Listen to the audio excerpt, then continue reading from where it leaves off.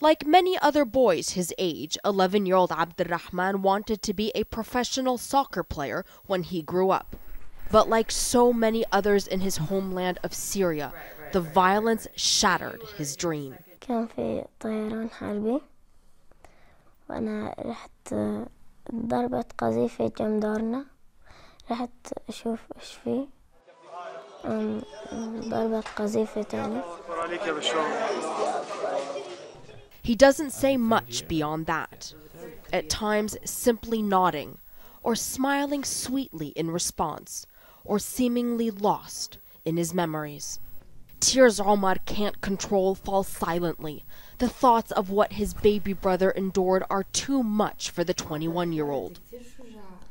Mom woke me up, stand up immediately. What's happening? She said Abdurrahman went out and the airplane is roaming, circulating above, and you need to get him back to the house. Omar was too late. He found his brother in the hospital. Once he saw me, he shouted, Omar, shouted with all his strength. When I got closer, I saw his leg and just yelled. I started crying for around 5 hours. Abdurrahman's leg was amputated in a makeshift field hospital, the basement of a mosque. After he woke up, we were just saying, I was crying. I couldn't also control myself. He said, please don't cry. If you love me, don't cry. And that is when Omar made Abdurrahman a promise that he would walk again. He started to hang on with that idea.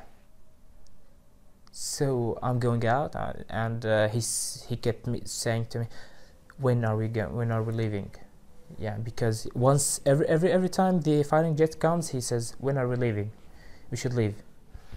Omar is now an expert at changing his brother's bandages. He started to save money for a prosthetic, but realized that it was going to take too much time.